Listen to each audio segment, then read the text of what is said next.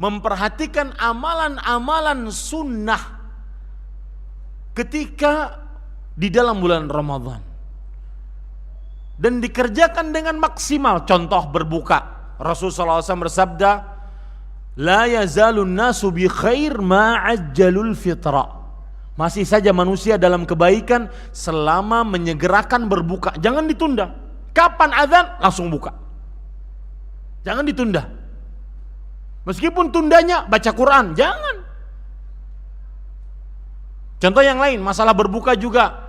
Karena Anas bin Malik radhiyallahu anhu bercerita, karena Rasulullah SAW yuftiru ala rutabat, fa illam yakun rutabat fa tamarat, fa illam yakun tamarat hasawatin min ma.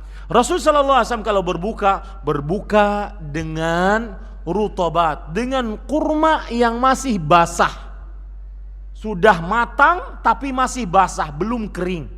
Kalau tidak ada itu, baru beliau dengan kurma yang disebut dengan tamar, kurma yang sudah kering. Kalau tidak ada itu, maka dengan air. Ustadz, bukanya begitu aja? Enggak. Boleh dengan yang lainnya, akan tetapi didahulukan dengan ini karena beliau, karena mencontoh Nabi Muhammad SAW.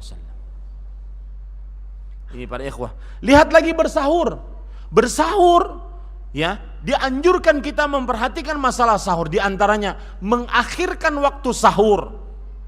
Dalam hadis Anas bin Malik radhiyallahu anhu, beliau bertanya kepada, kalau tidak salah, Usama ibnu Zaid, kam kana baina salati Rasul sallallahu alaihi wasallam wa baina sahuri? Berapa jarak antara sahurnya Rasul dengan salat subuh beliau? Kana qadru 50 ayah. Seperti orang baca 50, dalam riwayat yang lain 60 ayat. 60-50 sekitar 15 sampai 20 menit. Antara azan dengan sahur dia 20 menit. Itu waktu paling utama bersahur. Kenapa demikian? Karena ini sesuai dengan petunjuk Allah dalam Al-Quran. Lihat ayat-ayat tentang puasa. Kalau tidak salah di ayat 185. Allah berfirman surah Al-Baqarah, yuridullah bikumul yusra wala yuridu bikumul usra. Allah menginginkan kemudahan bagi kalian, tidak menginginkan kesulitan.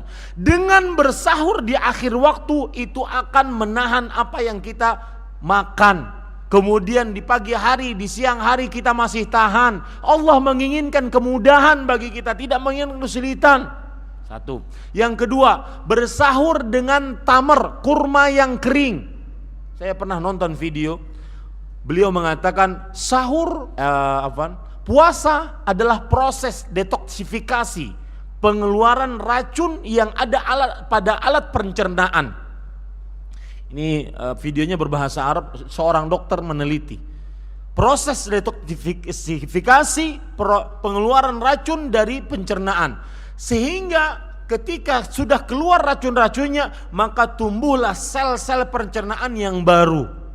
Makanya kalau orang bersahur, maka dia dengan kurma tamar yang kering. Agar apa? Agar makanan yang dicerna oleh sel-sel yang baru tadi masih lama dia, masih sampai siang masih bisa, masih kuat kita. Rasul sallallahu alaihi wasallam bersabda, ni'mas sahurul mu'min at-tamr. Sebaik-baik sahur orang beriman tamar, kurma yang masih kering.